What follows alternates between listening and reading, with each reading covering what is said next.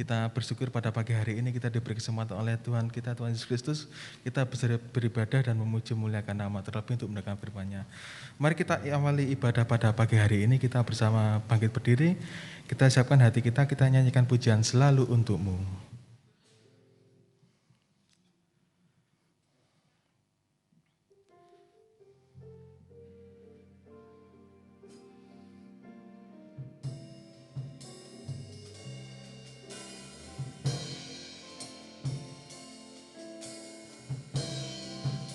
Selalu untuk-Mu, selalu untuk-Mu, Tuhan dan Rajaku.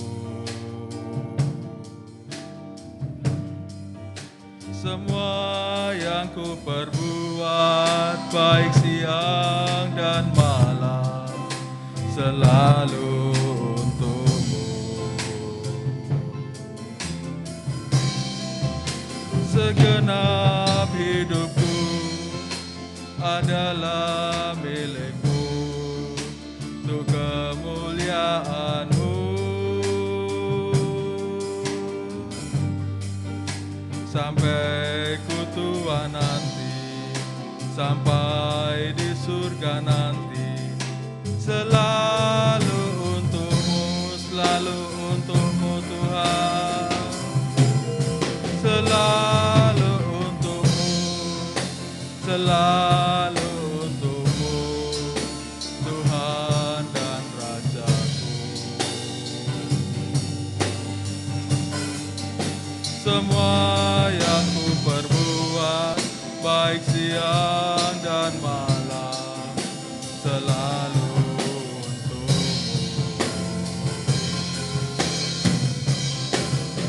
Segenap hidupku adalah milik-Mu, untuk kemuliaan-Mu.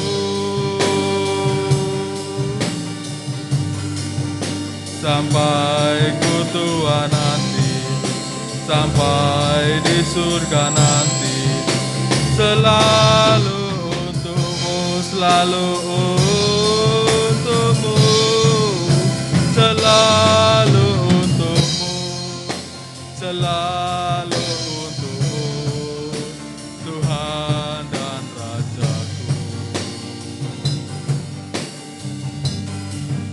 Semua yang ku perbuat, baik siang dan malam, selalu untuk-Mu.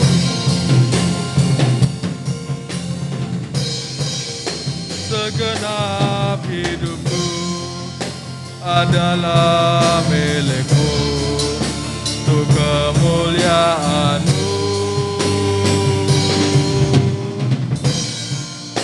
Sampai ku tua nanti, sampai di surga nanti, selalu untuk-Mu.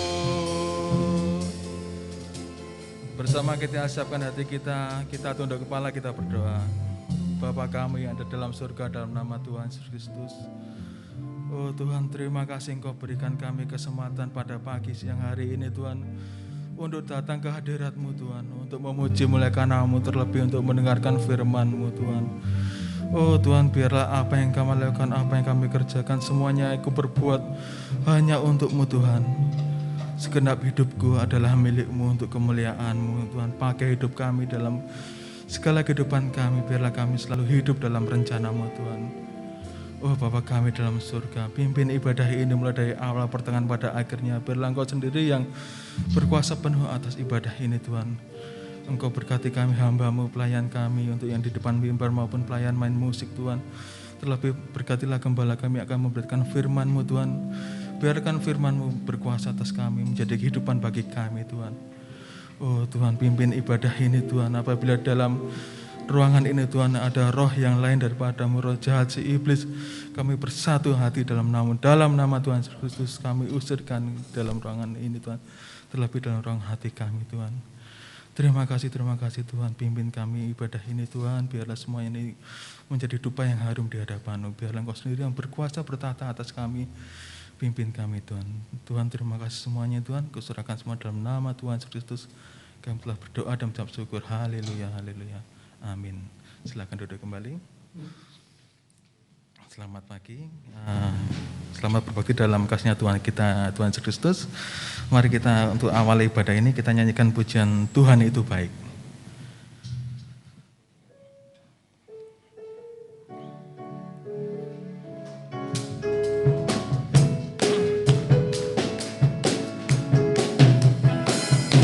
Tuhan itu baik, Dia sungguh sangat baik.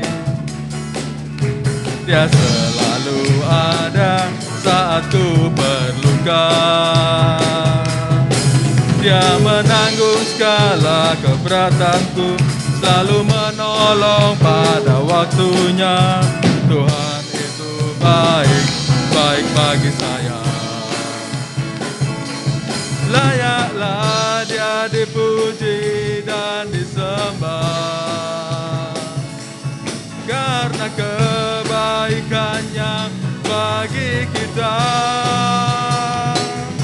Patutlah ku cinta Dia dengan sepenuh hati. Oh, Dialah mempelai pria yang baik. Tuhan itu baik, Dia sungguh sangat baik. Dia selalu ada saat ku perlukan. Dia menanggung segala keberatanku, selalu menolong pada waktunya. Tuhan itu baik, baik bagi saya. Layaklah Dia dipuji dan disembah, karena kebaikannya bagi kita. Patutlah ku cinta Dia dengan sepenuh hati.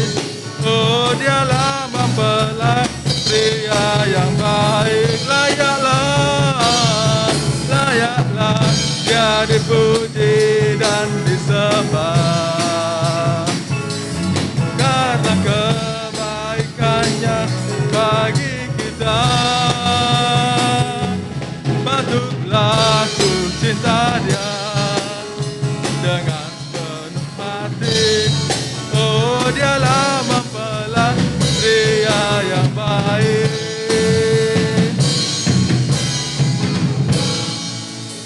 Yesus mempelai pria yang baik, Dia selalu menanggung kita dalam segala perkara.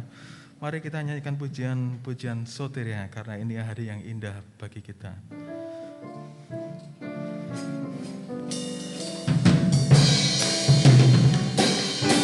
Hari ini hari yang indah buatku, saat bertemu Yesus mempelai priaku. Ku terima dengan hati penuh sukacita pengajaran mempelai Alkitab. Soteria, hari ini ada keselamatan. Soteria, hari ini ada kesehatan. Soteria, hari ini ada kemakmuran. Hari demi hari Yesus menanggungku. Hari yang indah buatku, saat bertemu Yesus mempelai priaku. Ku terima dengan hati penuh sukacita pengajaran mempelai Alkitab. Soteria, hari ini ada keselamatan.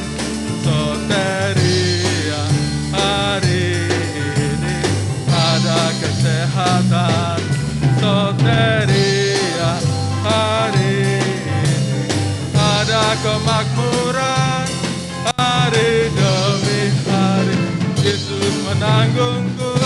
Eria, hari ini ada keselamatan.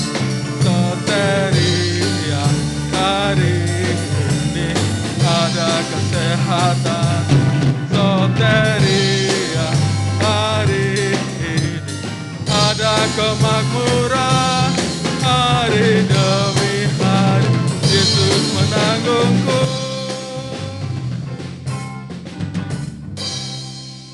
Hari demi hari Tuhan Yesus selalu menanggung kehidupan kita dalam segala perkara.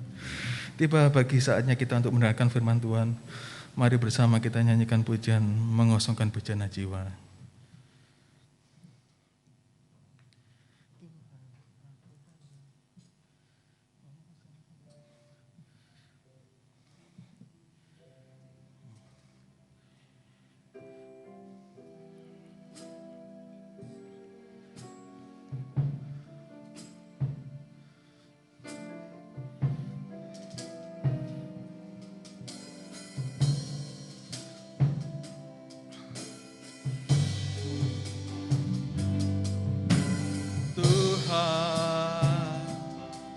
Aku rela mengosongkan bejana jiwaku ini dari segala keinginanku dan semua hasrat pribadiku.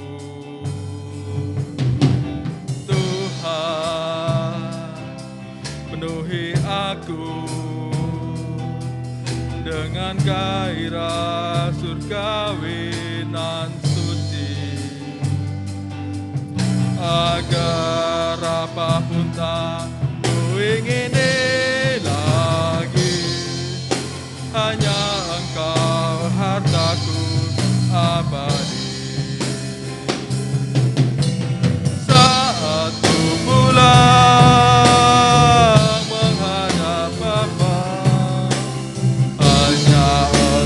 yang ku miliki, kerinduan hatiku, kehausan jiwaku, dapat ku memandang wajah-Mu.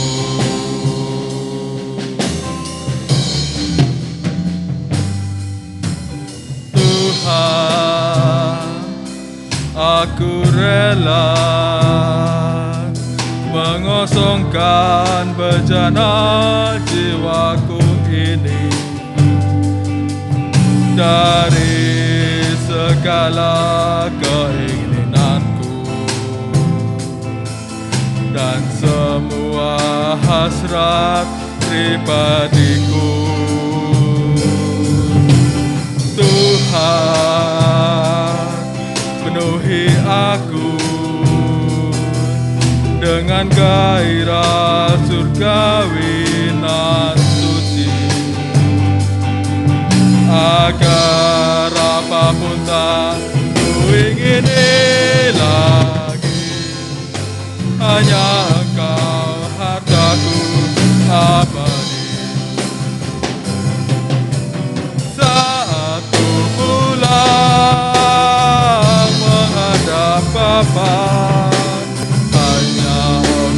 yang ku miliki, kerinduan hatiku, kehausan jiwaku, dapat ku memandang wajah-Mu. Saat ku pulang, saat ku pulang menghadap Bapa,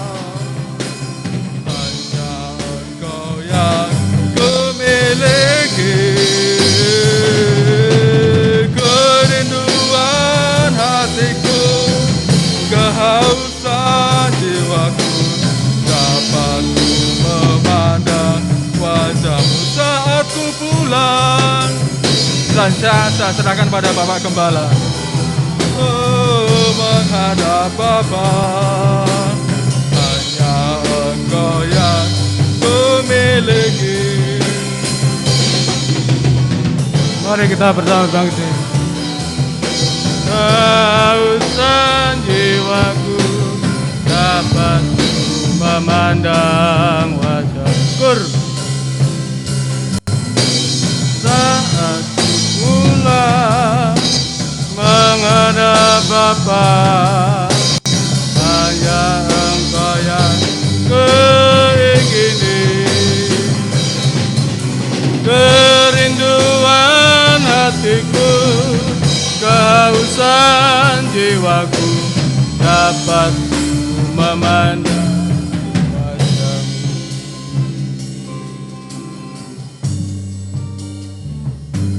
Terima kasih Bapa di surga.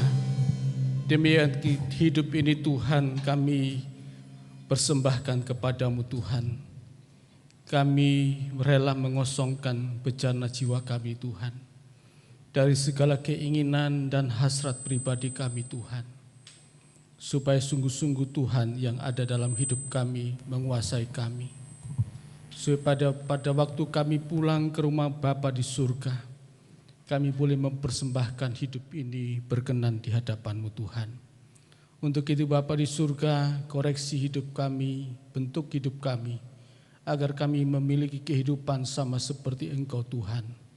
Itulah sebabnya Bapa di surga, kami menyerahkan seluruh hidup ini ke dalam tangan-Mu, agar anugerah Tuhan, kasih sayang Tuhan, yang Tuhan masih limpahkan kepada kami sampai pada pagi menjelang siang ini, kami boleh bersyukur kepadamu Tuhan, dan kami boleh hidup di dalam Engkau Tuhan. Terima kasih Bapa, terima kasih, hanya Tuhan sajalah kami andalkan dalam hidup kami. Tidak ada yang lain kami andalkan selain Engkau Tuhan. Itulah sebabnya koreksi hidup kami, ajar kami untuk kami hidup berkenan di hadapan-Mu Tuhan. Sebentar kami akan mendengar firman-Mu Tuhan. Kuasai kami dengan kuat kuasa Roh yang kudus.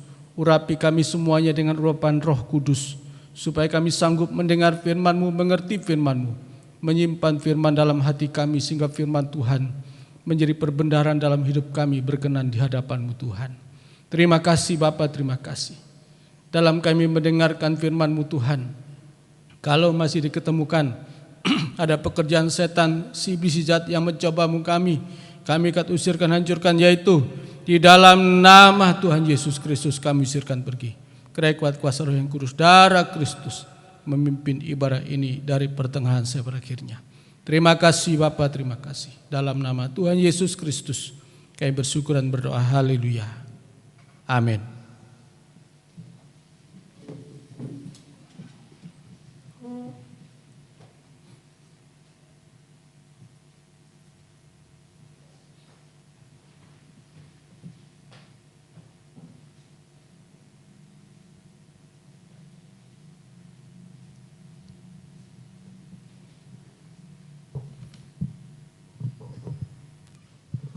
Salam sejahtera dalam kasih Tuhan kita Yesus Kristus.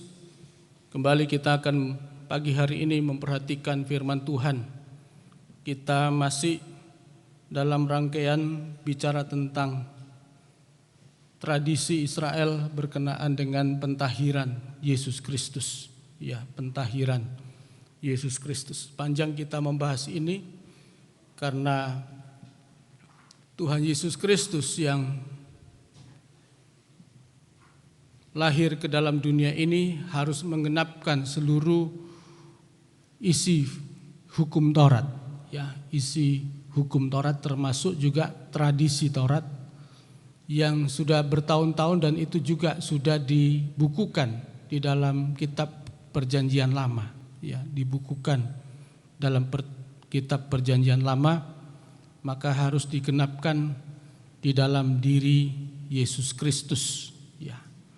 Nah, dalam pentahiran ini, selain Yesus dalam pentahiran ini supaya dia sah menjadi anak Israel, tetapi juga bagi ibunya, masa pentahiran adalah masa di mana dia boleh kembali layak masuk ke dalam bait Allah. Ya, karena 40 hari setelah melahirkan, masa pentahiran itu untuk membuat ibu ini layak masuk bait Allah. Jika anaknya laki-laki. Kalau anaknya perempuan itu butuh 2 kali 40, 80 hari. ya 80 hari untuk bisa layak masuk dalam masuk dalam bait Allah untuk beribadah, ya. Dan itu bagi ibu, bagi anaknya supaya ada pentahiran, ya. Dan kita sudah membaca kesempatan yang lalu bagaimana waktu pentahiran ini yang melaksanakan di dalam bait Allah adalah Simeon. Ya, Simeon. Ya, bagaimana firman bagi anak ini waktu menyambut anak dan menatangnya sambil memuji Tuhan, dia berkata, "Sekarang Tuhan, biarkanlah hamba-Mu pergi untuk dalam damai sejahtera dan sesuai dengan firman Tuhan," dan seterusnya. Lalu juga kepada ibunya, ya, ada disampaikan juga tentang ibu ini, ya, Ibu Maria ini. Simeon berkata, "Sesungguhnya anak ini ditentukan untuk menjatuhkan atau membangkitkan banyak orang Israel dan untuk menjadi suatu tanda yang menimbulkan perbantahan." Ya, ya. Dan suatu pedang akan menembus jiwamu sendiri. Nah, ini nubuatan. Ya, menembus jiwamu sendiri, ini nubuatan supaya menjadi nyata pikiran hati banyak orang. Nah, hari ini kita akan memperhatikan juga selain Simeon yang menyambut Yesus anak Maria dan juga ibu Yesus, ibu Maria, dalam kita membaca dalam Lukas pasal 2. Lukas pasal 2 ayat 36. Lukas pasal 2 ayat 36 sampai dengan ayat yang ke 39. Ya. Lukas pasal 2 ayat 36, lagi pula di situ ada Hana, seorang nabi perempuan. Nah, ini tidak umum ya, tapi ini terjadi pada zaman Yesus. Ada seorang nabi perempuan, anak Fenuel dari suku Asyer. Ya. Jadi untuk menjadi nabi tidak harus dari suku Lewi. Ya, dari semua suku boleh, asal dari Israel. Ya, anak Fenuel dari suku Asyer, ia sudah sangat lanjut umurnya. Ya, sudah sangat lanjut umurnya. Sesudah kawin ia hidup 7 tahun lamanya bersama suaminya. Jadi dia pernah menikah dan hanya hidup dengan suaminya selama 7 tahun. Dan sekarang ia janda dan umur 84 tahun. Nah, umurnya 84 tahun. Ya, tadi kami agak agak terlambat ya, karena kami satu keluarga tadi kebaktian di Lebak Rejo. Bapak Gembala di sana usianya 84 tahun. Nah, tadi firmannya pas 84 tahun. Ya. Jadi tadi sekalian ulang tahun 84 tahun, sekalian imlekan, makanya abang-abang kan gitu ya. Ya, sekalian Valentine. Ya. Ya, lumayan dapat coklat juga kan gitu ya. Enggak apa-apa kok. Ya. Orang Kristen boleh. Pokoknya enggak menyembah berhala. Ya. Nah, 84 tahun ia tidak pernah meninggalkan bait Allah dan siang malam beribadah dengan berpuasa dan berdoa. Dan pada ketika itu juga datanglah ia ke situ dan mengucap syukur kepada Allah dan berbicara tentang anak itu kepada semua orang yang menantikan kelepasan untuk Yerusalem. Ya. Dan setelah selesai semua yang harus dilakukan menurut hukum Tuhan, kembalilah mereka ke kota kediamannya, yaitu kota Nazaret di Galilea.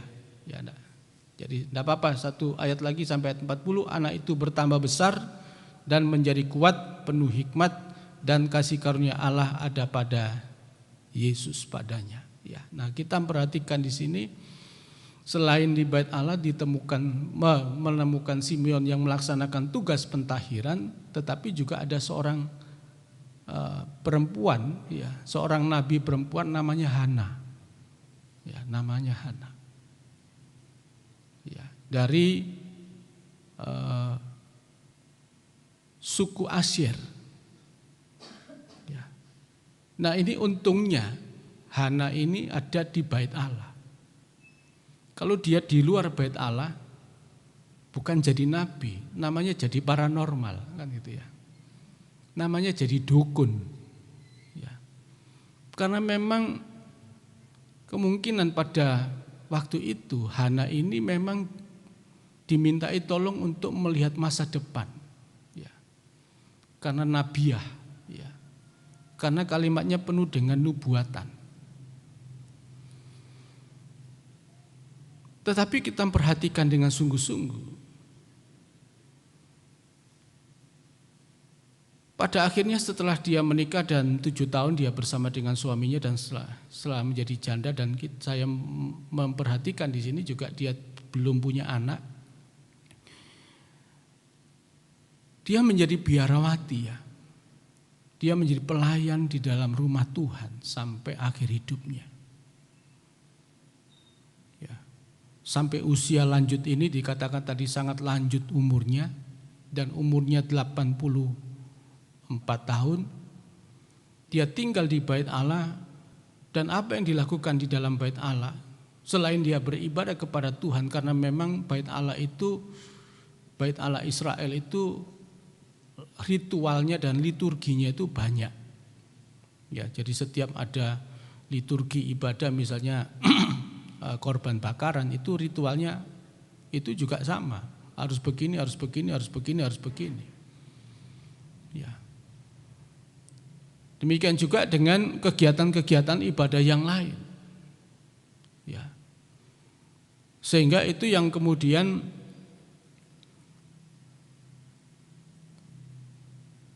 Hana ini membantu pelayanan. Sesungguhnya dia tidak boleh melayani di rumah Tuhan, karena memang dia yang pertama karena keturunan Asyir.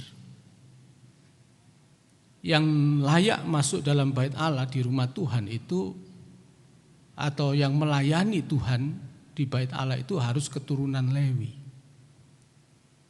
Ya. Dari suku lain ya hanya bisa beribadah. Tetapi di sini kita perhatikan bahwa Hana telah memberikan seluruh hidupnya dan dia mendapatkan kemurahan Tuhan untuk boleh melayani Tuhan di dalam rumah Tuhan. Ya. Kalau tidak, wah bisa dihukum mati. Hukuman mati bisa pelanggaran karena hukum Taurat tadi, hukum Tuhan tadi, dilempar batu sampai mati, atau karena memang Tuhan sendiri. Ya. Jadi kalau kita membaca di Perjanjian Lama itu ada pelayan-pelayan Tuhan yang tidak layak atau tidak punya hak untuk melayani, berani melayani, akan dibakar habis. Ada api yang akan membakar dia, akan dihukum. Ya. Tetapi ini kita melihat sampai lanjut usia, bagaimana Hana mendapatkan kesempatan untuk mendapatkan anugerah Tuhan. Nah, di sini kita melihat mengapa dia mendapatkan anugerah Tuhan. Karena dia sedang menanti.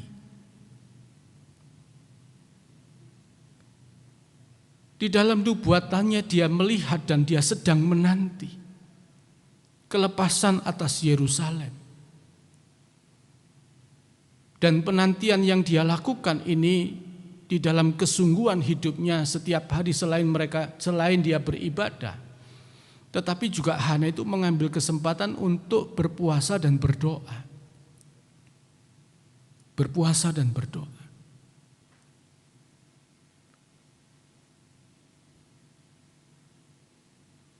Nah, tentunya kita perhatikan di sini bahwa tradisi budaya atau tradisi Israel di dalam berpuasa dan berdoa itu juga kemudian mengakar ya. Memang ada tradisi berpuasa bagi orang Israel, khususnya bagi pelayan itu 1 minggu 2 kali.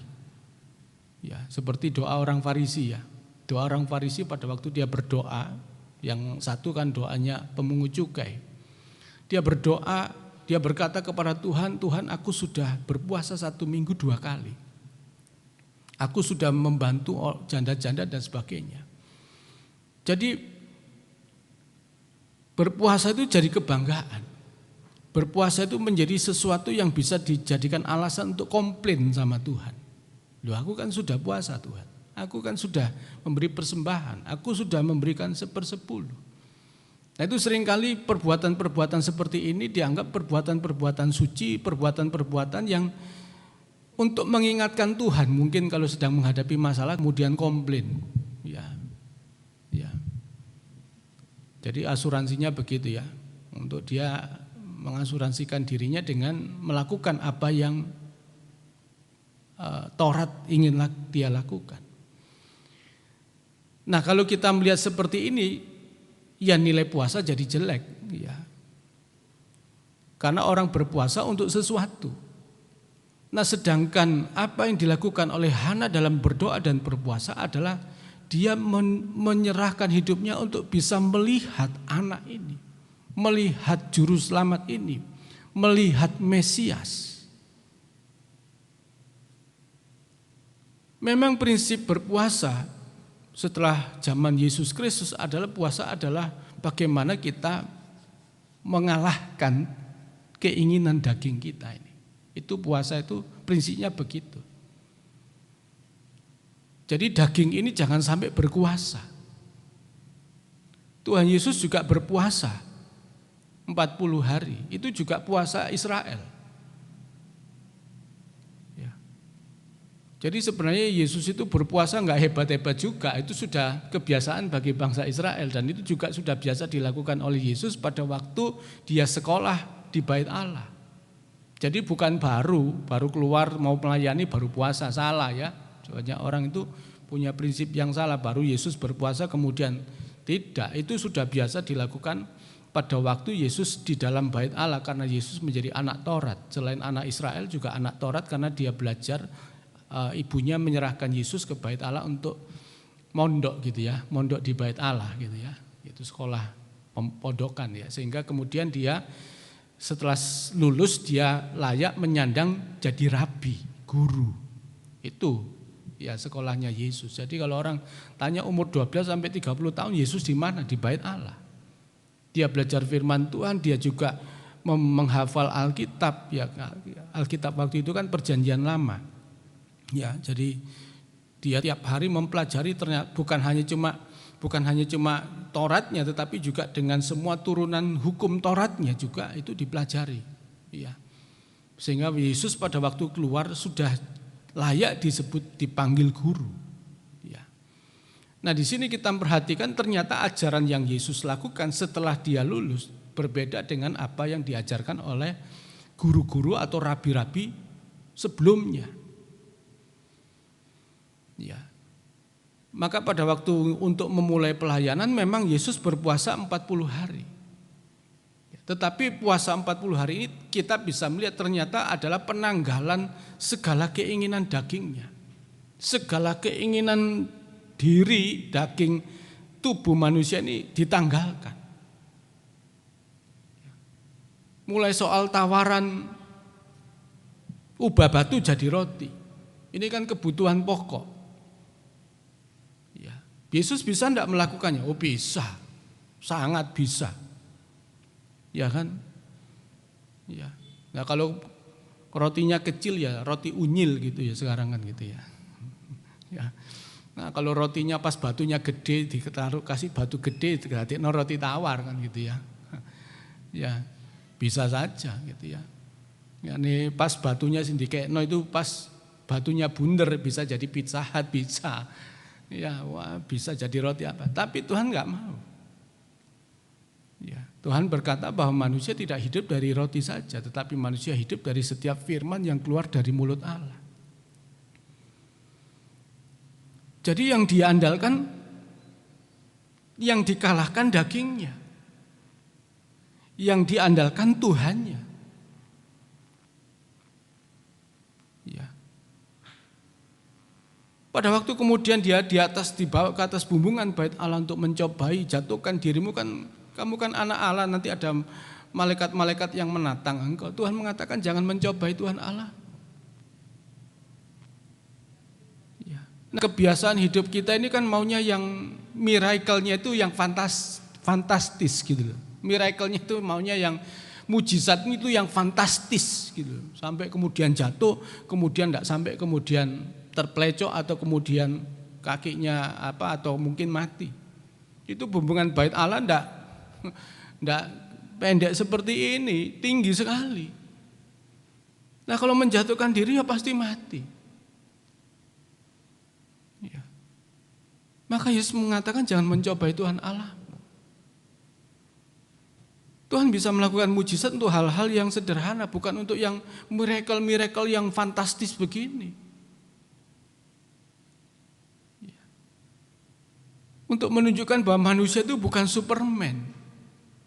Kita harus mengerti bahwa hidup kita ada keterbatasan, ketidaksanggupan.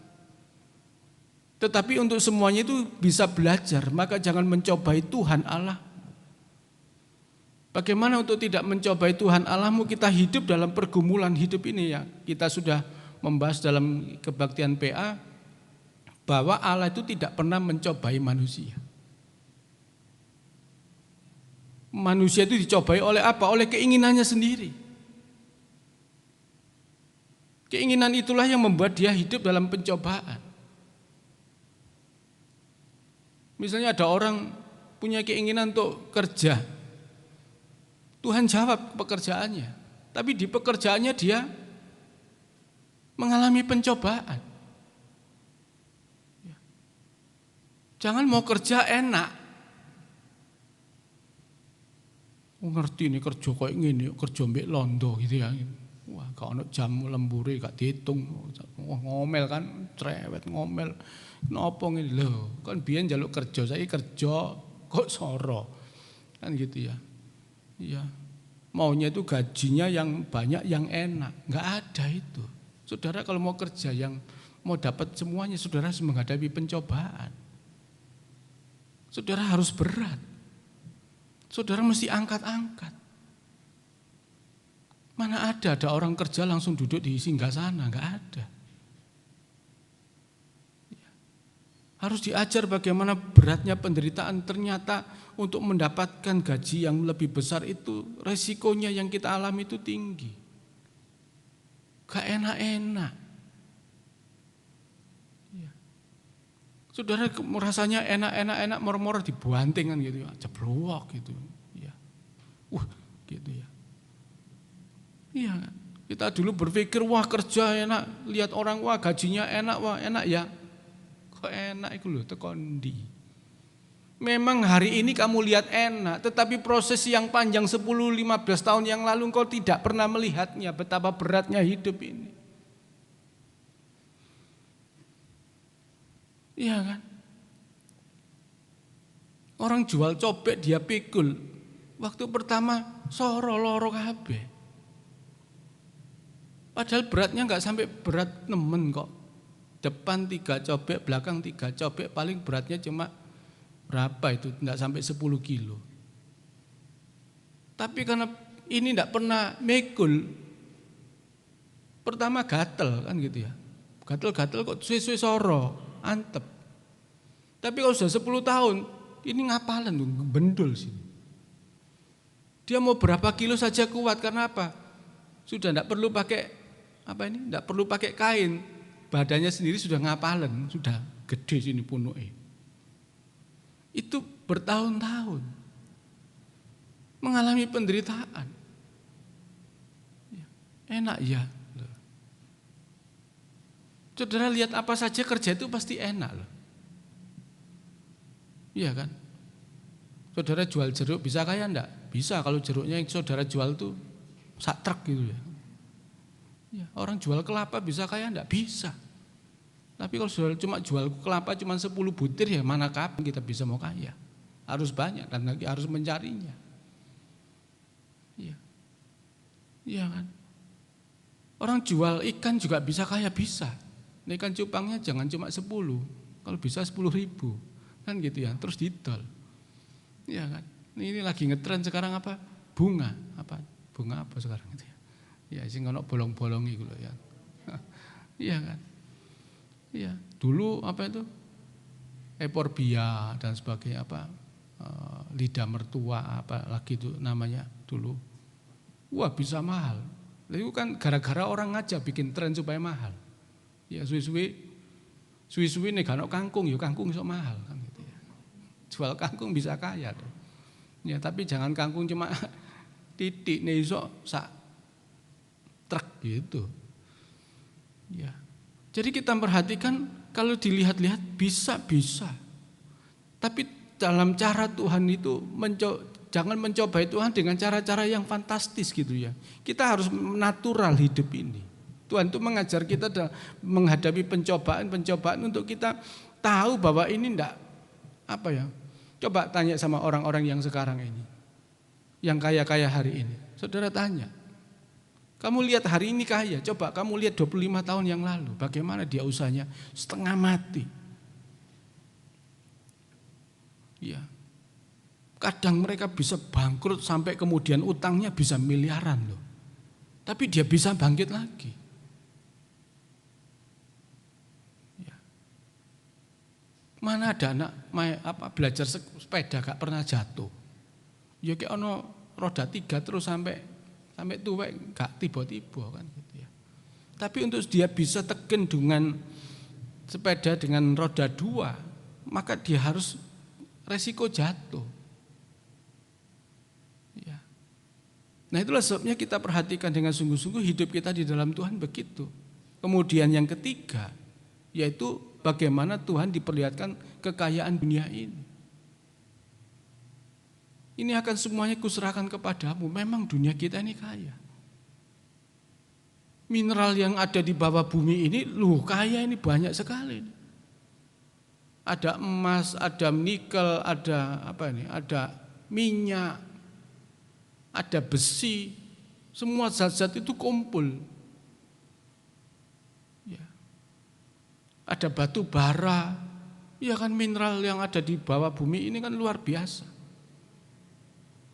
Ya, saya baru ketemu beberapa waktu yang lalu teman saya kerja di Freeport. Orang bilang Freeport itu cari emas, salah. Memang 30 tahun pertama itu cari emas. Tapi sebenarnya Freeport itu sekarang ini tidak cari emas. Saudara tahu perumahannya Freeport itu apa namanya? Tembagapura, bukan emas pura. Tembagapura. Jadi misalnya dari 1 ton bongkahan itu yang dicari itu, yang hanya dapat dari 1 ton itu 60% itu tembaga. Lalu berapa persen dapatnya emas dari 1 ton itu? 0,3%. Mek didik. Sedikit. Yang sekarang ini yang masih cari emas ini di Banyuwangi, Pulau Merah, itu emas. Tapi lihat dia ngomong 3-4 tahun lagi emas habis. Yang dicari apa? Tembaga. Tembaga. Kandungannya sudah digorong begitu rupa itu dari Freeport itu. Dapatnya sedikit. Nah cuma kan garuke itu enggak 1 ton 2 ton, masalahnya kan garuke 1000 ton. Itu yang ya itu sing dapetnya ya lumayan pirang kilo oleh. Cuma dapat tembaganya lebih banyak. Makanya kan ada shelter. Shelter itu pemisahan tadi, pengayaan. Mana emas, mana tembaga, dan paling banyak dapat tembaganya hampir 60% dari 1 ton itu.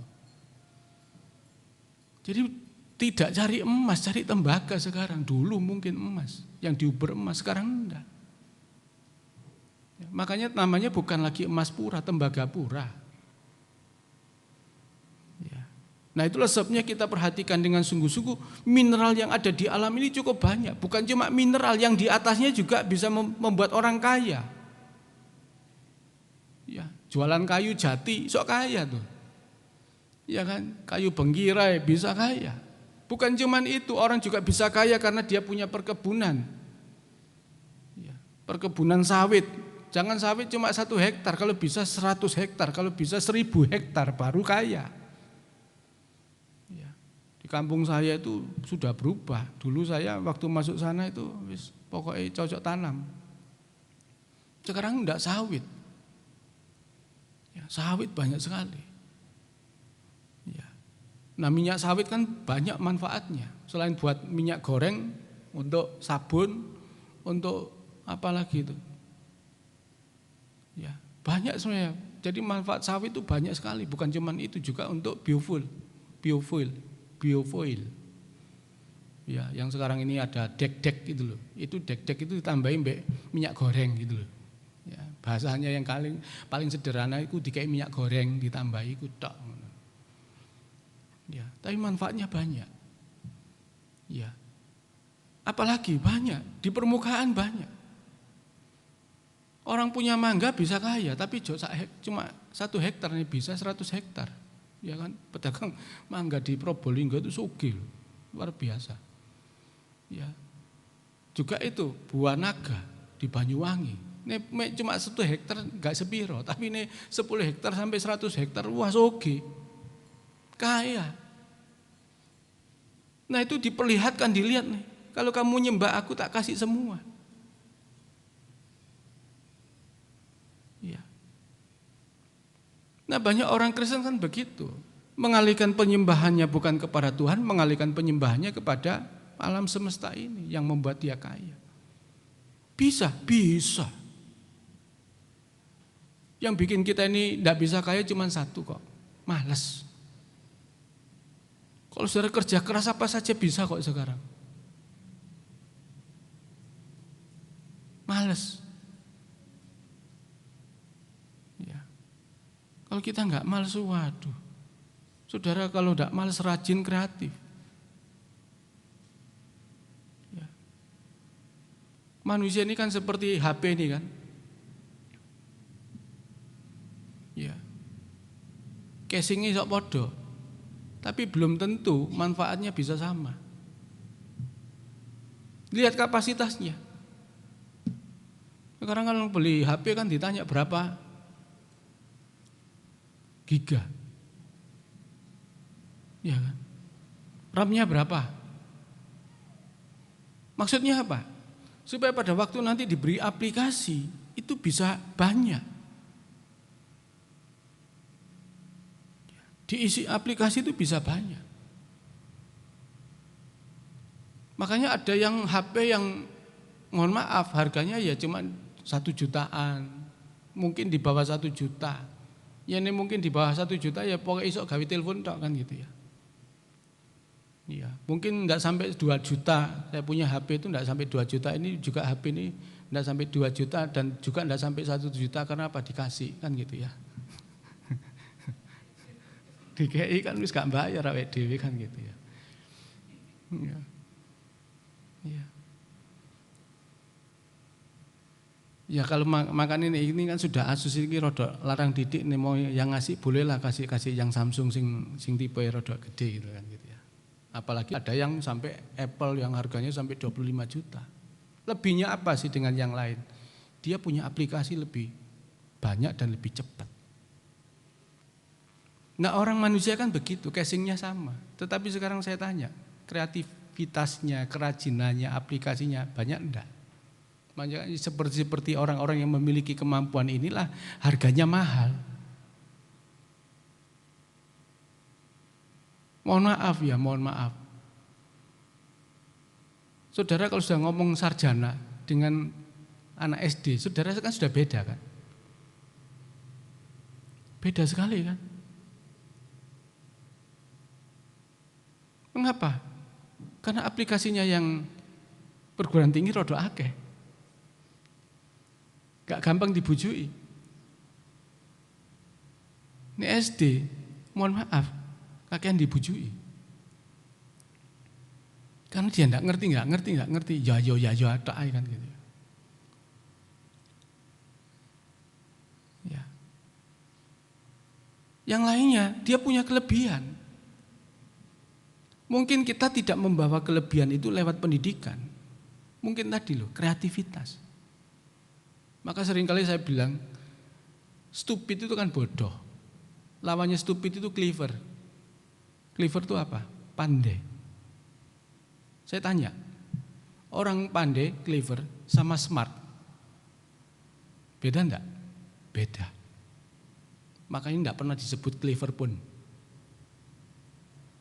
pun pandai, tidak.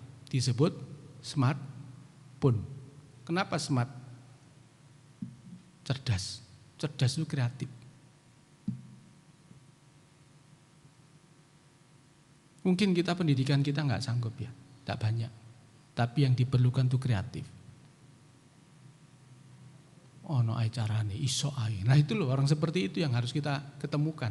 Saudara harus bisa menemukan bahwa Anda itu bisa saja seperti ini. Ya.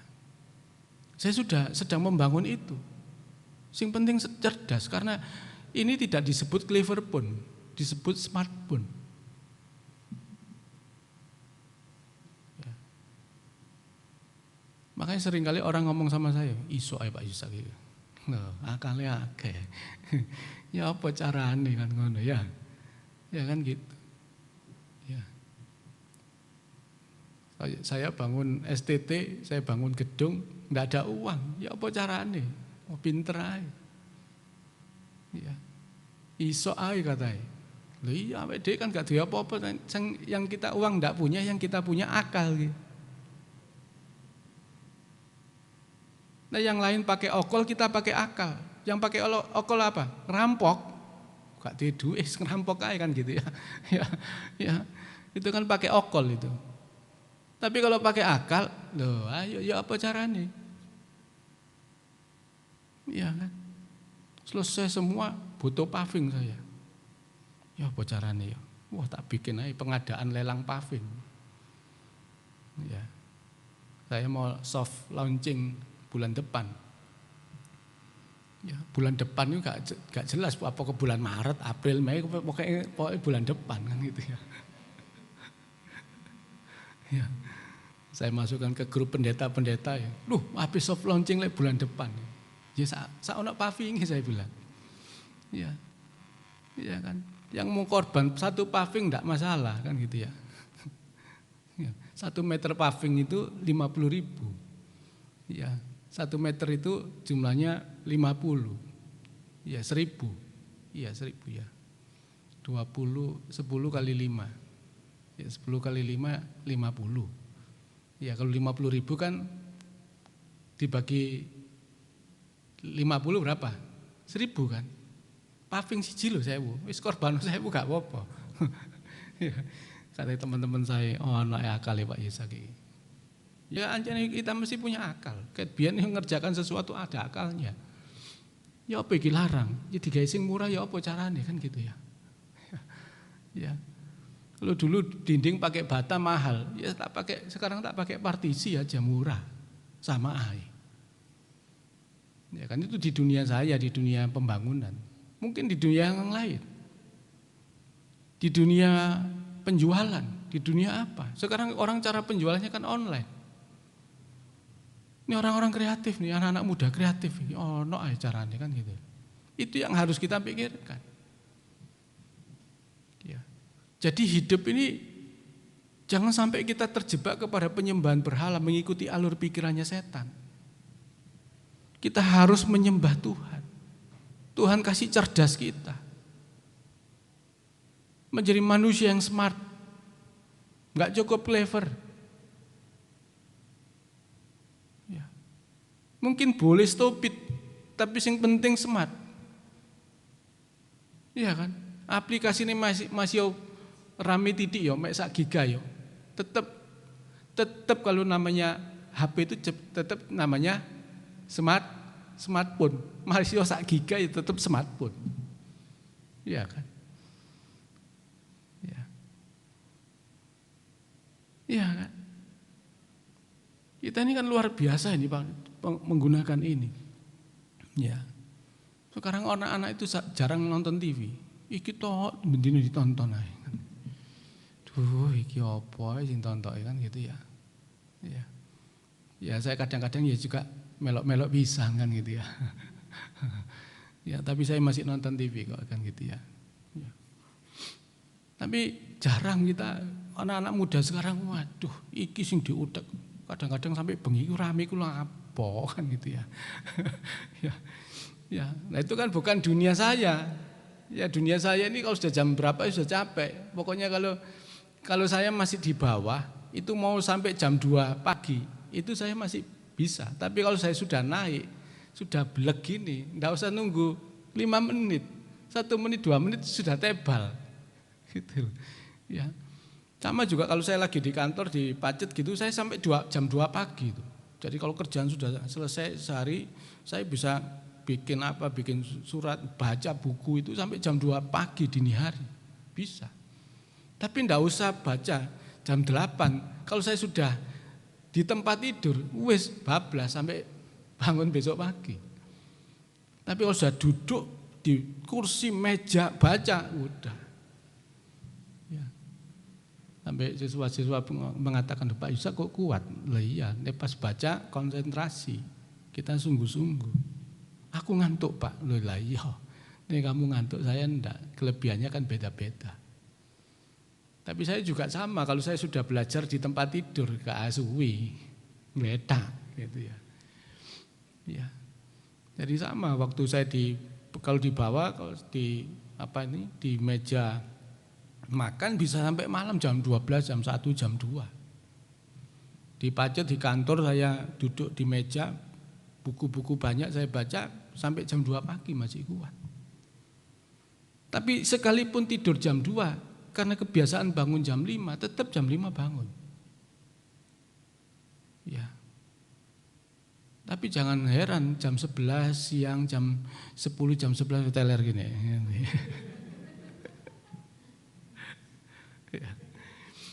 Ya. Itu kita membuat tubuh kita ini smart. Ya. Ya kan kita kan enggak mau ketinggalan baca. Ya. Nah itulah sebabnya kita memperhatikan kembali bahwa berpuasa di sini adalah untuk kita ini tidak lagi mengandalkan daging kita, keinginan kita ini kita kalahkan. Nah tentunya bukan hanya cuma puasa soal makan dan minum, puasa yang lain. Ya, apalagi kalau sudah tua kan gitu ya, sudah tidak ada yang kuingini Tuhan, mangan sak cukupe kan gitu ya. Ya, wah itu maksa diri memang. Ya, apalagi kalau ada penyakitnya, waduh tambah nemen sudah. Ya, makanya kalau saya sekarang sudah lihat, kalau saya sudah makan makan yang seafood gitu ya, itu wis bahaya ya. Mangan cumi gitu, kecentok titik, wah besok pagi, waduh kaki saya sakit. Jadi saya tidak makan. Terus tak iki gak oleh mangan iki. Jeroan sama. Ya kalau sudah jeroan, saya makan jeroan. Saya kapanane kepingin mangan jeroan, saya ambil tuh bukan ati rempelonya, tak pangan siji, utuh. Besok pagi buat cekot-cekot kaki, waduh, rempelo gak oleh. Iki seafood gak oleh. Apa maneh? Tuwatet iki gak oleh kabeh, gak mangan. Ya. Daripada beli obat mahal kan, daripada kita sakit, ya kan. Banyak orang itu kan begitu, ini gak oleh, coret kabeh. Ya. Ya. Bapak Gembala kemarin ketemu saya, sore-sore dia makan 9 macam sayur. 9 macam sayur. Jadi waluh buah itu tambah godong kates, tambah kacang panjang tuh, tambah apa lagi tuh kemarin? Nangka yang buat buat tewel ya, itu campur iku, pokoknya songo gitu, dicampur ublek, masake gawe santen, aku bilang, iki enak pora, iya kan? Ini walu dadi kolek enak. Daun pepaya jadi urap-urap enak gitu loh. Kacang panjang dioseng enak. Ini tewel ya di anulan, terus sing lain nih. Enggak, iki dadi siji. Wih, apa rasane? Saya ketawa, tapi terus saya merenung iki sing garai 84 tahun dia hidup kan gitu ya. 9 sayur jadi 1 gitu. Wih, iki sing garai urip. Ya. Awake dhewe nonton wis gak kolu sama makan. Iya. Ya ngono-ngono tok dirajang dhewe, masak dhewe. Makane wis wah sehat iki, betul-betul sehat. Panganan dhewe kan, makanan yang paling enak. Anake putune nonton tok ngene wis tinggal. Ya. Nah itulah hidup kita ini ya. Jadi apa ya? Berpuasa itu maksud untuk segala keinginan ini loh, sudah tidak ada lagi. Apa mana umur 84 tahun mau apa lagi gitu. Lalu berdoa. Maka kehidupan kita juga mesti begitu. Jadi mesti tahan diri. Bagaimana keinginan kita di dalam doa, di dalam berpuasa juga sama. Jangan kita menjadi orang yang malah apa ya? Ya itu tadi. Banyak orang kalau sekarang ya orang-orang muda, saya tanya kamu puasa buat apa? Wah supaya saya beli rumah. Waduh salah itu. Keliru. Ngapain kamu berdoa untuk yang jasmani, untuk yang duniawi? Ya. Waduh saya lagi berpuasa. Kenapa? Sedang menghadapi masalah. Loh masalahnya apa? Kan gitu ya. Kan saya tanya masalahmu apa? Ya kan. Oh masalah gini. Loh salahmu dewe iku. Duduk lapo kon salahmu dewe lapo puasa lah gitu ya. Kamu mesti berubah. Jangan hidup dengan kesalahan itu terus menerus. Mau puasa ya percuma. Iya kan. Misalnya begini. Berpuasa untuk apa? Supaya saya tidak pakai masker Saya berpuasa. Loh, ya ini anak kena COVID ya tebal kan gitu ya. Mati kan kena. Iya kan. Ada orang kena virus di sampingmu kamu nggak pakai masker. Masih kon puasa ya mati gitu. Itu kan bodoh namanya gitu loh. Banyak orang seperti itu sebenarnya. Dia puasa itu untuk hal-hal yang aneh gitu loh. Sebenarnya puasa doa itu kan tujuannya satu. Untuk kita ketemu Tuhan. Temui Tuhan. Minggu yang lalu kita sudah membaca firman Tuhan, merenungkan firman Tuhan. Bahwa untuk ketemu Tuhan itu tidak perlu kapan. Nanti kalau saya sudah tua harus ketemu Tuhan. Loh, ketemu Tuhan itu kapan saja. Dan tidak perlu nunggu waktu kapan. Samuel itu loh ketemu Tuhan masih balita, bukan balita ya sudah, artinya sudah usia belum remaja, dia masih terlalu kecil, tapi disebut balita juga tidak. Ya anak-anak usia SD lah sudah ketemu Tuhan tuh Samuel. Daud itu remaja dia ketemu Tuhan, dia melatih dirinya hanya dekat Allah saja, aku tenang dia ketemu Tuhan tuh tidak dalam usia sudah kakek nenek, masih muda ketemu Tuhan. Maka orang-orang yang berjumpa dengan Tuhan dalam hidupnya, itu tenang sudah. Semuanya aman sudah. Kenapa? Wis ketemu Tuhan kok. Ya. Tapi ketemu Tuhan, berjumpa dengan Tuhan tidak berarti kemudian apa ya? Wis selesai semua, enggak. Ya. Waktu Daud itu berjumpa Tuhan masih terlalu belia, artinya dalam waktu masa mudanya, masa remajanya ya ketemu Tuhan. Kan kerjanya Daud itu kan menggembala. Pada waktu Daud hendak menghadap Goliat untuk melawan Goliat kan sebelumnya menghadap Raja Saul. Ya boleh kamu menghadap Goliat ini pakai pakaianku. Pakaian perang, begitu dipakai wantep, malah gajok gerak. Wis copot-copot kabeh. Ya. Lalu dia bersaksi kepada Daud. Saya waktu menggembala domba, saya ketemu dengan singa. Singa itu mengejar dan memakan domba. Saya ambil tuh domba dari mulutnya. Loh berarti anak ini luar biasa, berani. Waktu itu dia sudah umur 18 tahun. 18 tahun sudah berani menghadapi singa, coba. 18 tahun bisa berani menghadapi yang namanya beruang. Tapi saya tanya waktu dia menghadapi pertama ya apa? Melayu dhisik kan gitu ya. Mesti lari ketemu singa apa maneh singa pada ucul. Kemudian kita ini halo singa ya enggak bisa ya. Mesti lari dulu. Jadi waktu ketemu singa mesti lari dulu. Dia latih dirinya lebih cepat larinya daripada singanya. Dia itu sudah ketemu Tuhan. Tetapi tidak ketemu Tuhan, kemudian Tuhan tolong tuh singa diwantemi gitu, enggak. Dia melatih dirinya. Ketemu singa 2 kali dia mulai diam. Dia mulai ya apa caranya mengalahkannya.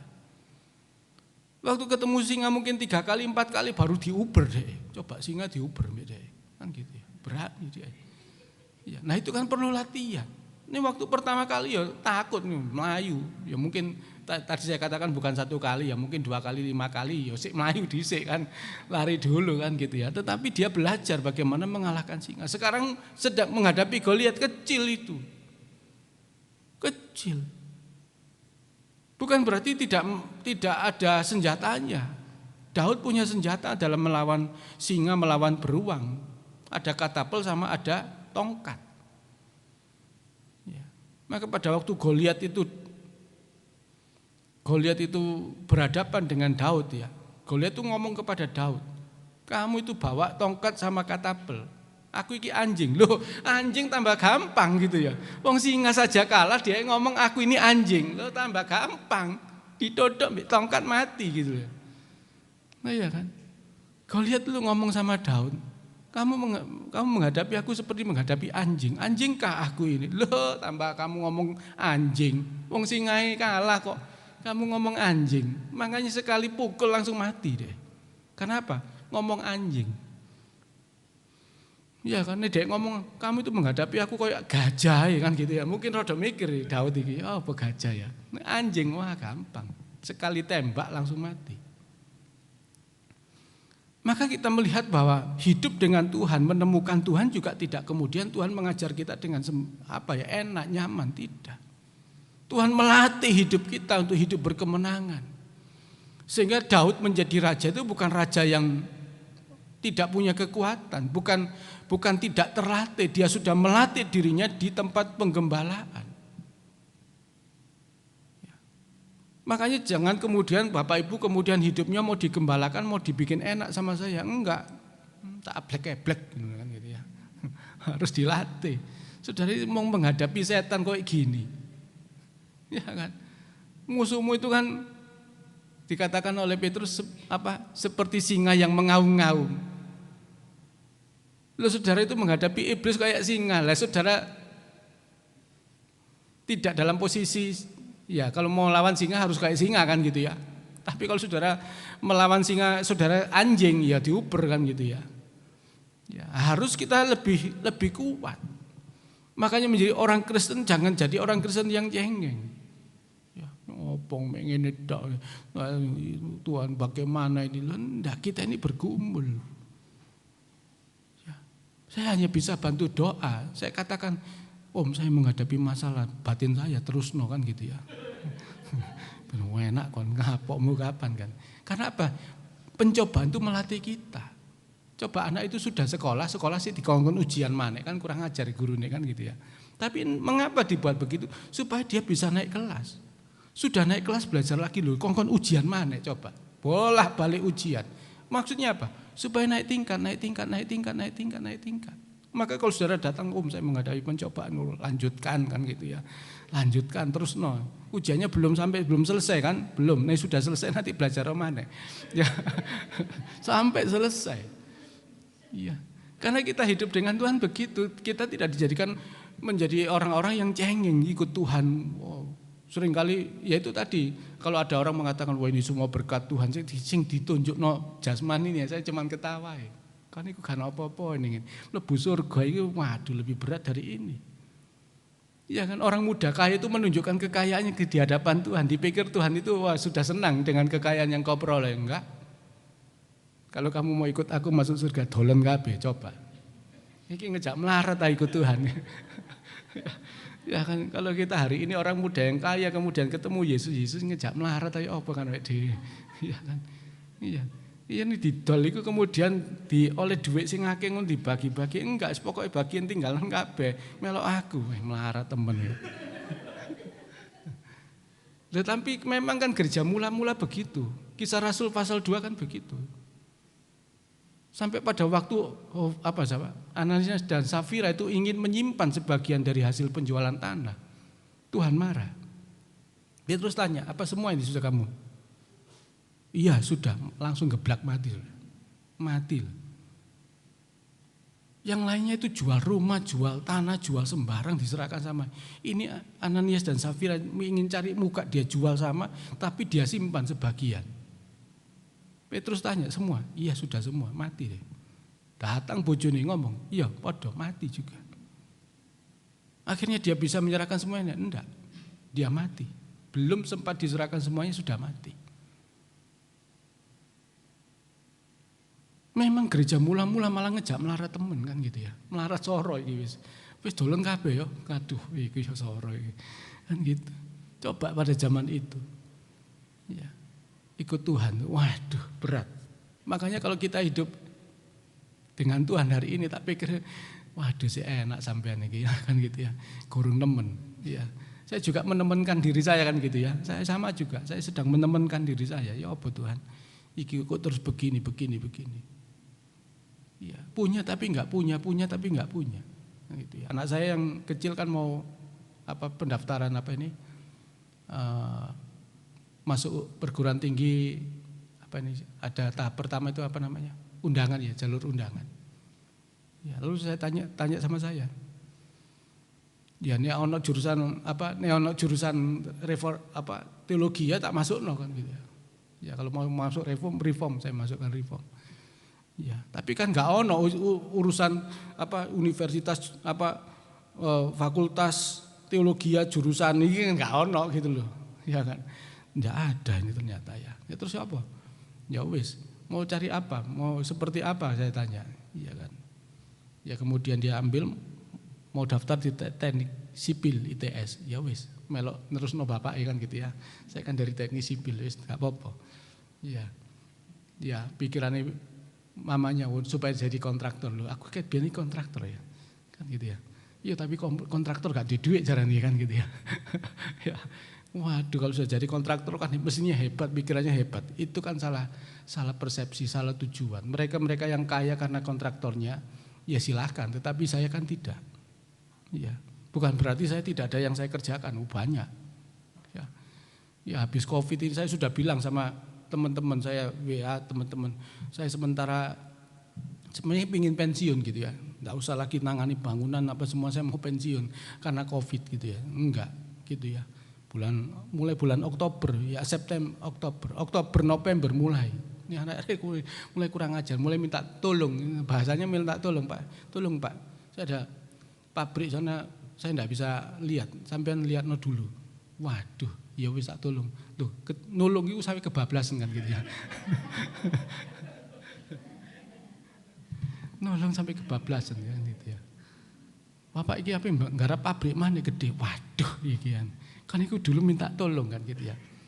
Sama minta tolong ada gajinya. Enggak lo dek minta tolong enggak digaji kan enggak masalah. Kan gitu. Sudah nolong ya saya bilang kan enggak ada gaji buat saya. Dia ngomong ini berkatnya. Loh, iya, bahasanya berkat, bukan itu gaji saya. Enggak. Iya. Jangan dikira wah gitu gajinya banyak, enggak, biasa aja. Kenapa? Ini sudah kehidupan saya, sejak dulu begitu. Ya, tidak terus wah sekian, nanti tendernya sekian, saya enggak pernah main tender. Ya. Tapi bukan berarti enggak ada pekerjaan, banyak. Kadang-kadang sampai Tuhan aku bisa tak pensiun gitu ya. Ya sampai kemudian istri saya, kan itu ya pensiunnya apa mana kan gitu ya. Enggak, ini ada orang nawari saya, ada tanah 1 hektar untuk kolam pancing. Wah ini pensiun temenan saya bilangnya. Pensiun dari pendeta pisan kan gitu ya. Ya, yaitu tadi juga menemenkan tadi. Jadi Alkitab ini ayat ini bukan juga buat Bapak Ibu Saudara ya, tapi buat saya juga. Saya hidup juga mesti menemenkan diri saya supaya hidup ini tidak silau dengan keindahan, kenyamanan hidup, enggak sama sekali. Ya. Jadi kalau kita memperhatikan dengan sungguh-sungguh, kalau zaman mula-mula dulu gereja begitu, mereka dibuat susah hidupnya. Untuk apa? Mendapatkan yang kekal. Bayangkan hidup yang 70 tahun dibandingkan dengan hidup kekal itu kan enggak ada signifikannya. Kalau belajar matematika kan ada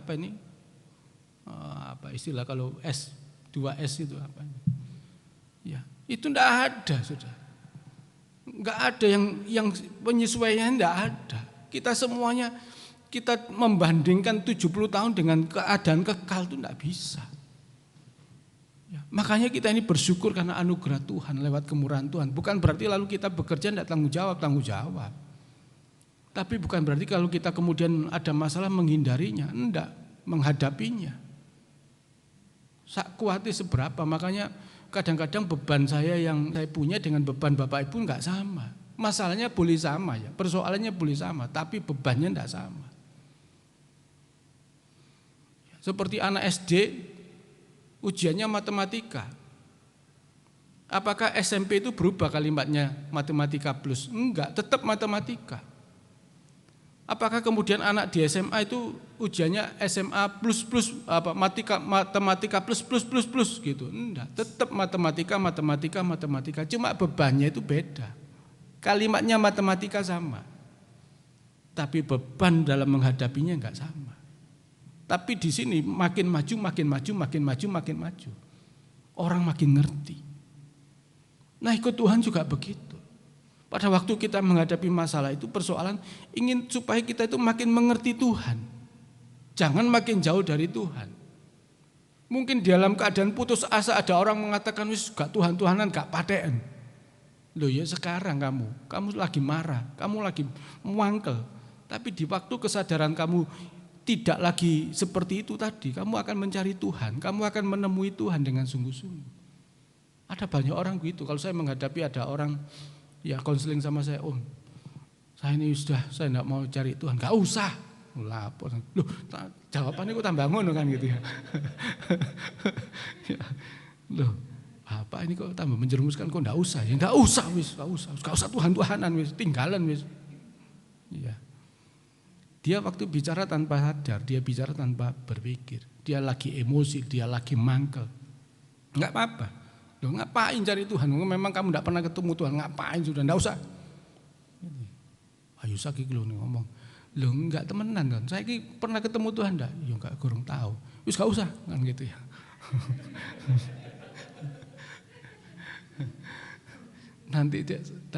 Nanti sudah pulang baru omongan saya itu dipikir. Iya ya selama ini aku ide gak cari Tuhan.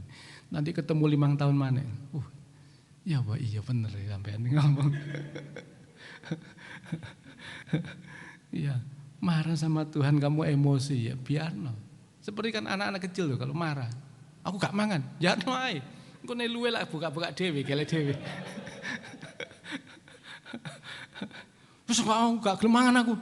Wis gak usah mangan. Meneng ae kok bengi-bengi klidik-klidik. Oh ne luwe ku. Kalau orang kenyang itu marah begitu, kalau orang lapar udah nyari. Makanya hidup kita itu begitu, bagaimana Tuhan mendidik kita untuk kita hidup dengan Tuhan. Sampai masa tua dari Hana ini kita perhatikan, dia tetap di rumah Tuhan dan berdoa dan berpuasa. Sampai kemudian dia menemukan Tuhan yang sesungguhnya. Dan dia berbicara kepada semua orang tentang anak ini yang mengatakan bahwa dia yang akan melepaskan Yerusalem. Orang-orang yang menantikan kelepasan atas Yerusalem akan menemukan. Saya tertarik dengan Yerusalem. Karena apa? Yerusalem itu kan pusat ibadah orang Israel. Iya kan? Tapi itu akan dilepaskan. Wah, ini kalimat nubuat yang luar biasa. Seperti Yesus juga berkata kepada murid-muridnya pada waktu dia melihat dari atas bukit itu bait Allah. Yesus berkata kepada murid-muridnya, tidak satu batu pun akan terletak di atasnya. Berarti apa? Itu akan tergusur, itu akan rata dengan tanah. Pada waktu ketemu dengan perempuan Samaria,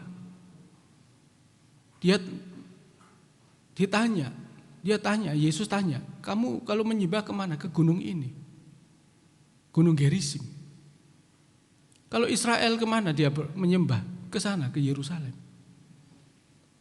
Tapi Yesus ngomong sama perempuan ini, nanti ya kamu maupun juga orang Israel tidak lagi menyembah ke gunung ini ataupun ke Yerusalem.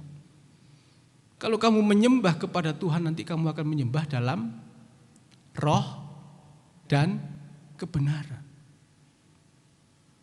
Jadi jangan sampai penyembahan itu fokus kepada bendanya, barangnya, rumahnya.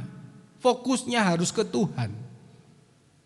Waktu Yesus masuk ke bait Allah, banyak ditemukan oleh Yesus orang tidak menyembah Tuhan dengan benar. Mereka sudah menjadikan bait Allah itu sebagai pasar, supermarket. Orang-orang yang masuk ke sana hanya hidup jual beli. Orang kalau sudah jual beli pikirannya untung rugi. Ikut Tuhan kan begitu, untungnya apa, ruginya apa. Nah, ini orang-orang seperti ini mengikut Tuhan pikirannya cuma pikiran pasar, market. Dan Tuhan marah. Tuhan berkata kepada mereka yang duduk jual beli itu, dia berkata, kamu sudah menjadikan rumahku menjadi sarang penyamun. Dan bukan menjadi rumah doa. Dan Tuhan berkata kepada murid-muridnya, tidak akan ada satu batu pun terletak di atasnya. Betul, tahun 70 atau 45 tahun setelah Yesus mati, bangkit, naik ke surga. Pada waktu itu Kaisar Nero yang sedang berkuasa, dia mengutus Jenderal Titus untuk mengepung Israel. Dan waktu itu pengepungannya dahsyat sekali sampai ibu-ibu yang sedang hamil, anaknya itu dibelah, diambil untuk dimakan. Saking beratnya. Ya. Akhirnya apa? Dengan sendirinya kemudian mereka membakar bait Allah, mengambil emas untuk menjualnya. Dan itu pada waktu itu kemudian hancur, mulai rata itu. Karena pada waktu mereka membangun itu, antara batu dengan batu itu dikasih emas. Dibakar. Dikepung, membuat mereka hidup menderita. Makanya zaman Kaisar Nero. Maka Israel itu kalau punya anak. Kaisar itu, orang Israel kalau punya anjing itu diberi nama Nero. Nero. Karena apa? Ingat, kurang ajar nih Kaisar satu ini ya. Nah kita ini kan orang Indonesia nggak ngerti nih ada sejarahnya soal memberi nama anjing itu Nero. Nah orang Israel tahu Nero itu penghinaan buat Kaisar yang dulu. Yang pernah membuat bait Allah itu rata dengan tanah sampai hari ini. Sampai sekarang. Malah abad yang ke-7 pada waktu Israel ditaklukkan oleh Muslim. Lalu kemudian abad 12, 13, 14 itu dibangun sekarang di atasnya itu masjid. Di atas situs bait Allah Israel dibangun masjid. Dome of the Rock. Nah kalau Israel itu pengen bangun lagi dan sudah diketemukan situs itu dengan segala pondasi-pondasi zaman Salomo dibangun, maka itu masjid di atas itu akan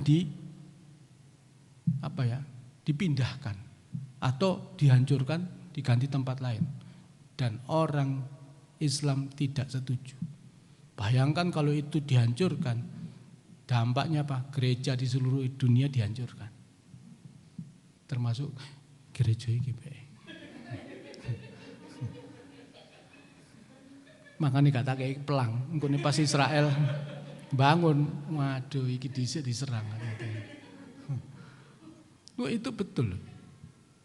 Sudah situsnya sudah diketemukan. Semua alat-alat tabernakel sudah disiapkan.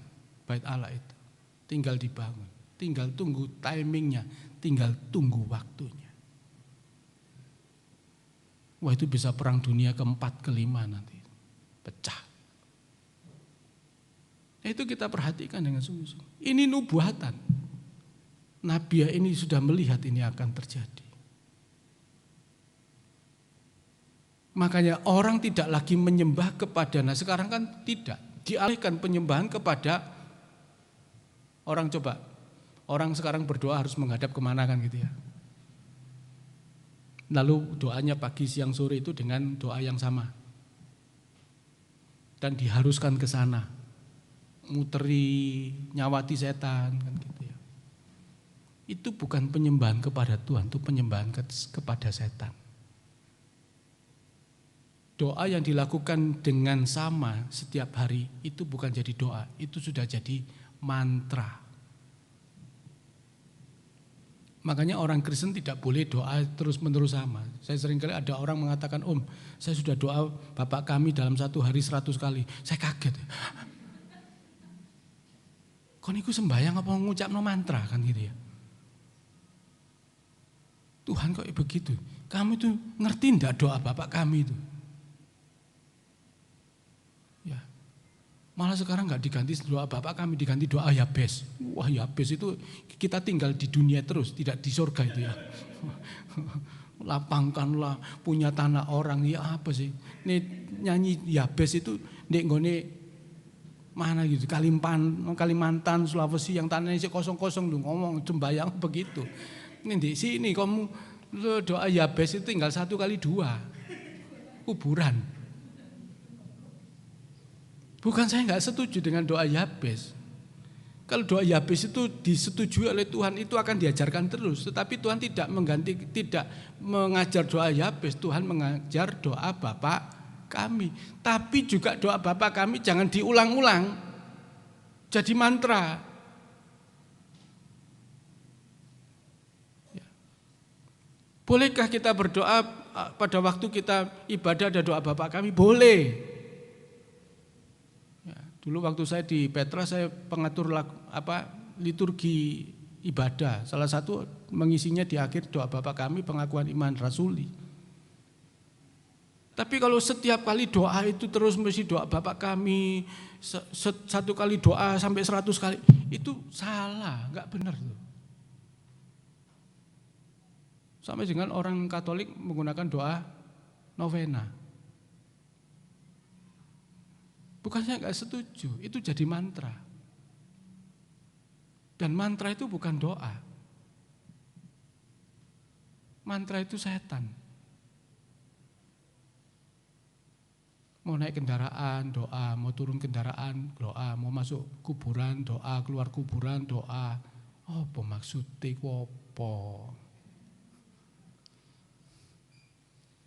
Makanya kita harus punya resonansi doa kita itu dengan baik dengan Tuhan.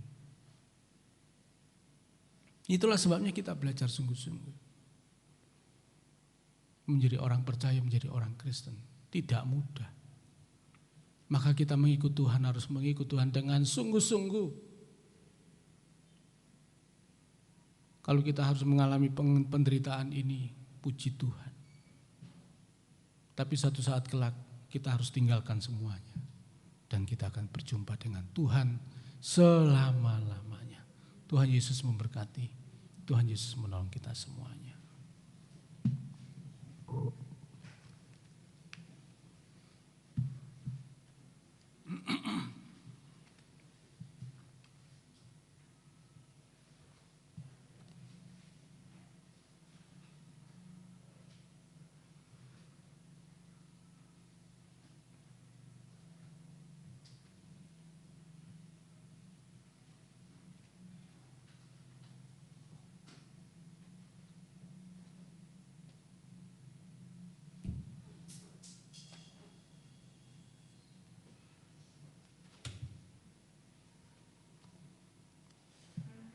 Ku berharga di matamu. Ono lagune itu. Ku berharga di matamu. Nomor 60.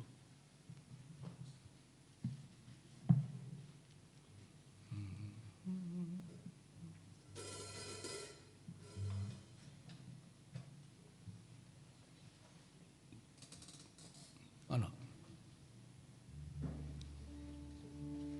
Ku berharga di matamu, ku berharga di matamu, lebih dari semua yang engkau miliki.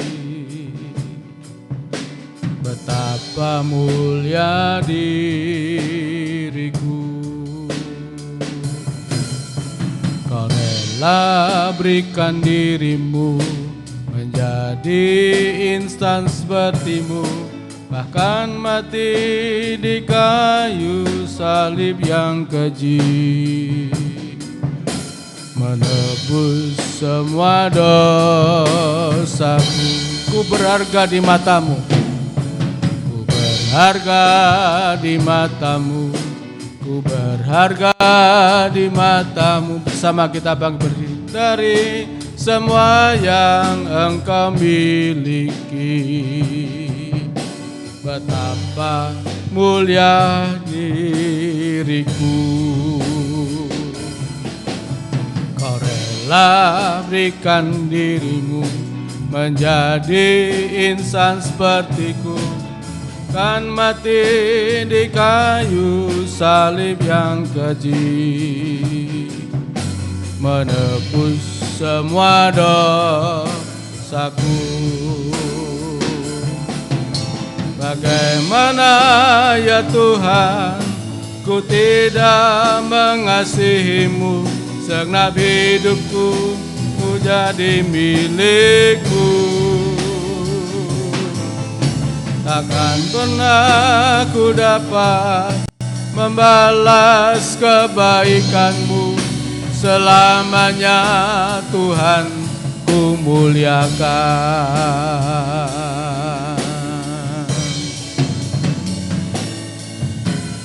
Berharga di matamu, ku berharga di matamu, lebih dari semua yang engkau miliki. Betapa mulia diriku,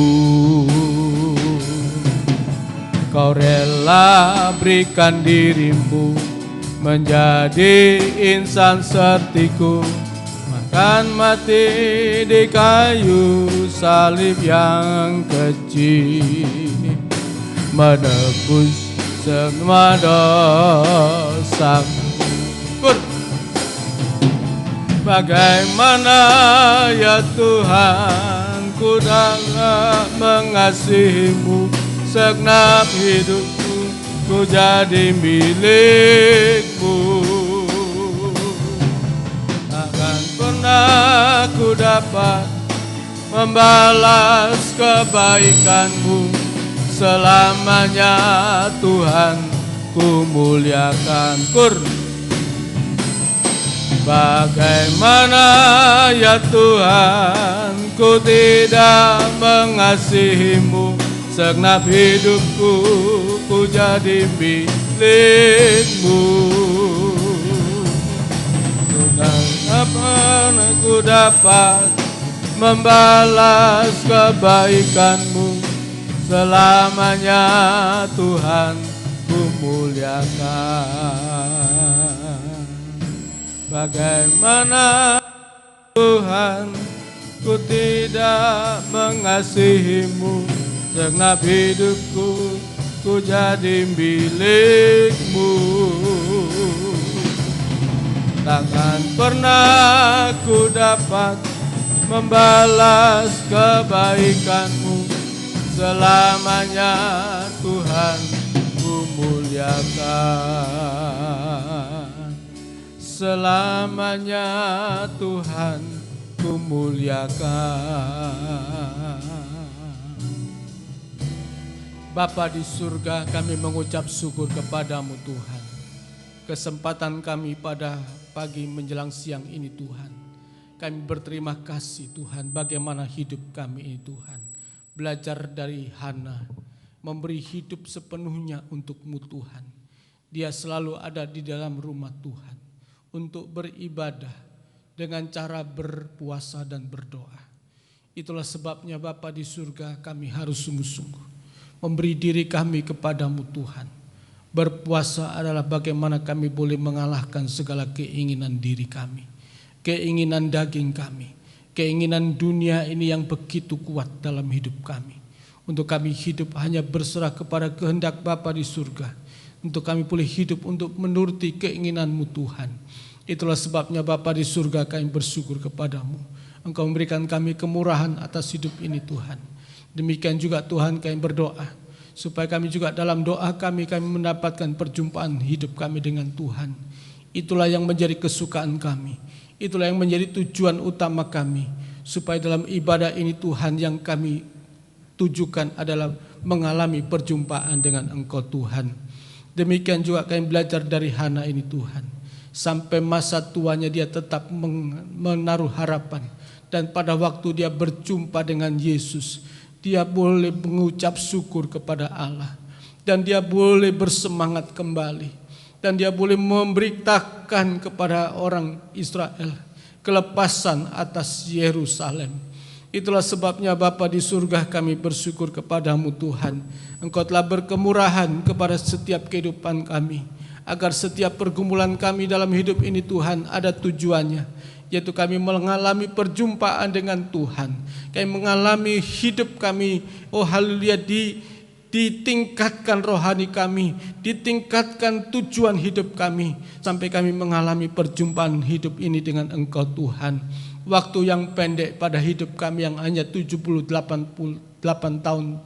tahun saja ini Tuhan, tidak dapat kami bandingkan dengan kehidupan kekal yang nanti akan kami terima dalam keabadian bersama dengan Tuhan selama-lamanya. Itulah sebabnya Bapa di surga kami bersyukur kepadamu. Kami akan memberi diri kami memperkenankan diri kami hidup bagi Engkau Tuhan, supaya firman Tuhan yang selama ini kami dengar, yang dimana kami hidup di dalamnya, lewat kami berdoa, lewat kami hidup dalam penyertaan-Mu Tuhan, supaya bukan duniawi ini yang kami dapatkan, tetapi perjumpaan dengan Tuhan itulah kekayaan kami yang mulia, yang kami terima dari Engkau Tuhan. Terima kasih Tuhan, terima kasih. Kiranya pada pagi hari ini menjelang siang ini Tuhan, kami bersyukur atas kemurahan Tuhan. Engkau telah memberikan kami kemampuan menghadapi semuanya, menghadapi ujian hidup yang begitu terjadi terus menerus. Tetapi kami yakin dan percaya Tuhan sedang mendidik kami, bukan untuk hidup ini pada akhirnya mengandalkan dunia ini, mengandalkan uang, mengandalkan kepandaian, mengandalkan jabatan, tetapi hidup kami terus bisa mengandalkan Tuhan dalam segala perkara. Terima kasih Tuhan, terima kasih memberkati kami semuanya yang boleh mendengarkan firman-Mu. Kiranya berkat Tuhan limpahkan atas setiap kami dalam hidup rumah tangga kami, pekerjaan kami dimanapun kami bekerja, sampai kepada pendidikan anak-anak kami semuanya juga kami serahkan ke dalam tangan Tuhan. Kiranya Tuhan terus menolong dan memberkati kami sekaliannya. Terima kasih Bapa, terima kasih kami bersyukur kepadamu.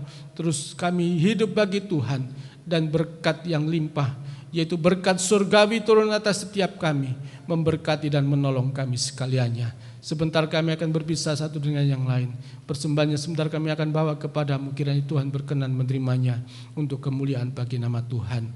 Demikian juga Tuhan tetapkan dalam kehidupan kami untuk selalu bersyukur kepada Tuhan, untuk mengucap syukur buat segala perkara, karena perjumpaan hidup kami dengan Tuhan tidak dapat dibandingkan dengan yang lainnya Tuhan.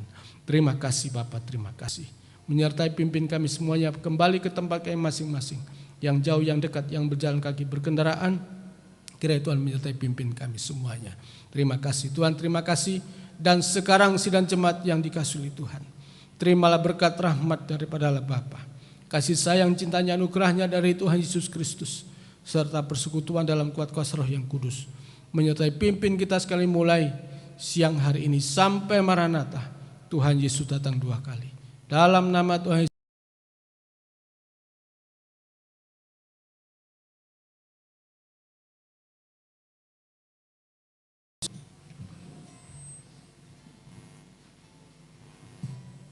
Ibadah telah selesai. Kita akan mendengarkan beberapa pengumuman. Ada kebaktian sekolah minggu sebentar. Kemudian juga hari Rabu ada kebaktian doa jam 6:30 malam. Hari Jumat ada kebaktian umum pendalaman Alkitab juga jam 6:30 malam. Kita kembali ibadah hari Minggu yang akan datang, ibadah jam 10 pagi ya, ibadah jam 10 pagi. Saya kira itu saja, tidak ada pengumuman buat kita sekaliannya. Selamat hari Valentine ya, hari kasih sayang ya. Mungkin yang Imlekan ya, selamat Imlek ya, kongsi facai. Yang Imlekan ya, tidak apa-apa. Banyak orang mengatakan Imlekan itu ajaran agama ya, tidak. Sebelum ada agama, zaman dinasti Xia itu sudah ada Imlekan ya, sudah ada menyambut tahun baru ya. Jadi agama Buddha baru masuk di Cina abad ke-5